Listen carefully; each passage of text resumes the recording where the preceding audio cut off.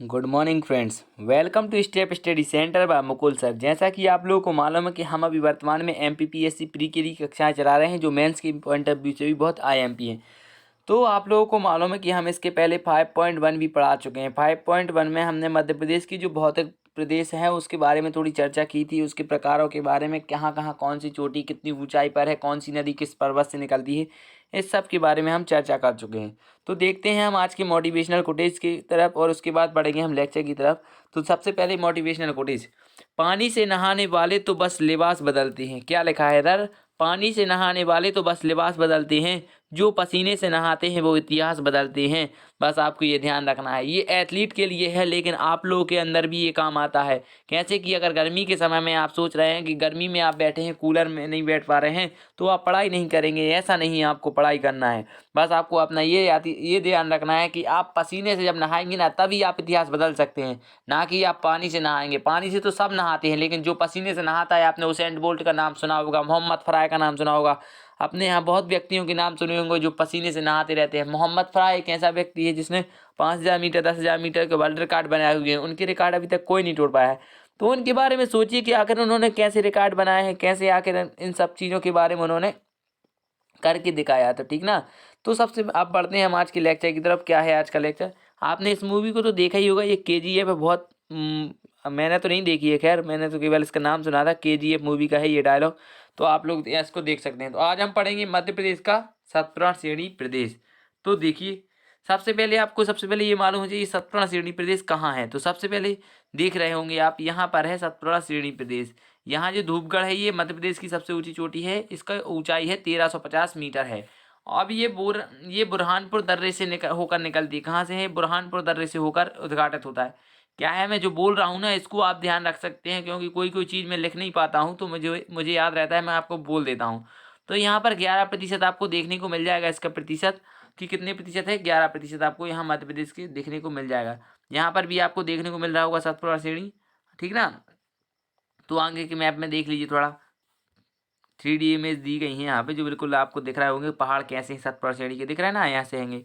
और जो ये रेखा दिख रही है, ये है जो कर्क रेखा मध्य प्रदेश से गुजरती है। उसमें 14 जिले आते हैं। उन 14 जिलों के नाम इसको ध्यान रखिए, कितने जिले आते हैं, क्वेश्चन पूछा जा सकता है। तो 14 जिले आते हैं। देखिए यहाँ कितने जिले आते हैं, 14 जिले से होकर गुजरती है। और यहाँ मैं अभी आपको बता ही चुका हूँ कि मध्य प्रदेश की जो सतपुड़ा श्रेणी है वो कहाँ से गुजरती है। तो अब देख लीजिए सतपुड़ा श्रेणी के बारे में क्या क्या है। तो मध्य प्रदेश के दक्षिण में पूर्व से पश्चिम तक सतपुड़ा श्रेणी एक त्रिभुजाकार आकार के रूप में विस्तृत है। कैसे आकार में? त्रिभुजाकार आकार में विस्तृत है।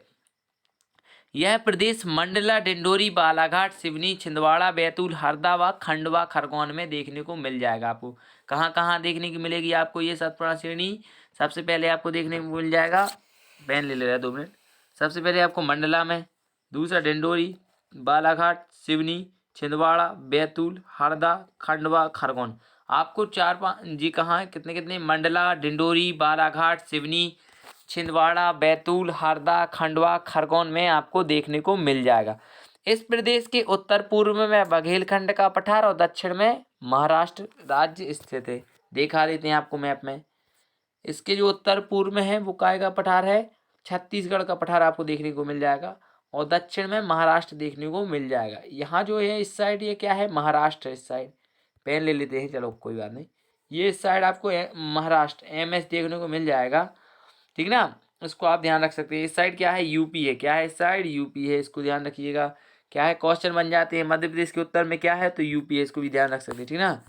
अब इसके बाद आया है, इसके दक्षिण में महाराष्ट्र राज्य स्थित है, मैं बता ही चुका हूँ। और पूर्व में बघेलखंड का पठार है। अभी मैंने आपको बघेलखंड दिखाया था।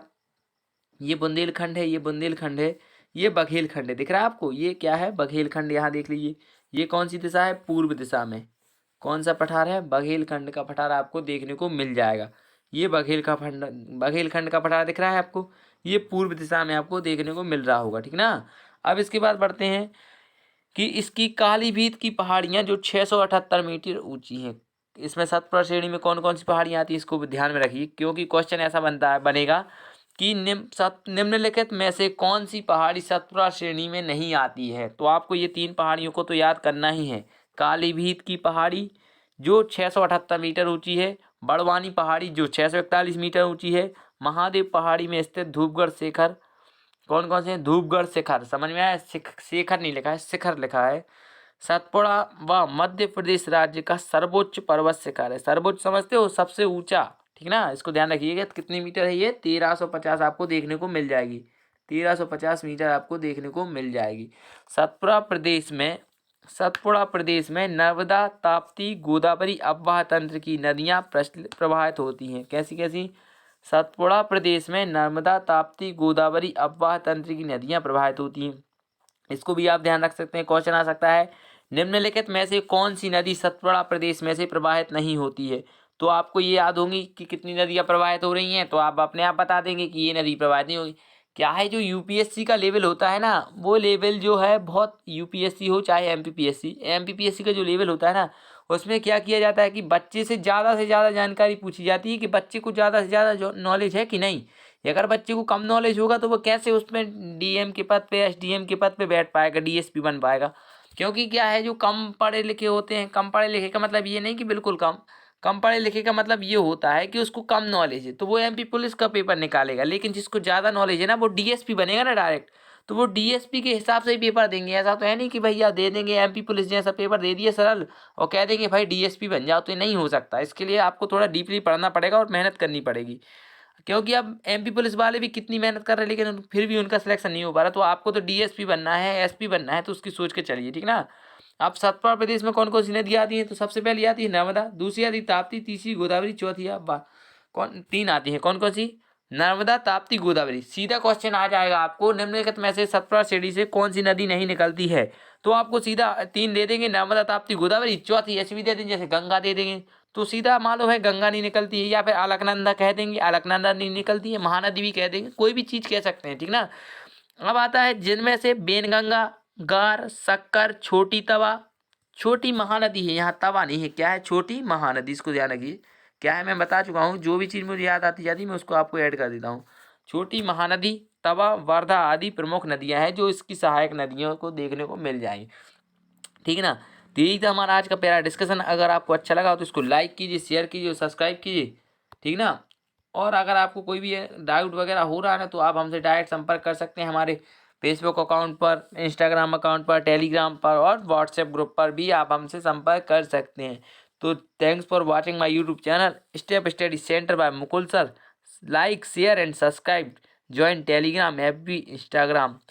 तो मिलते हैं फिर कल के लेक्चर में। जय हिंद।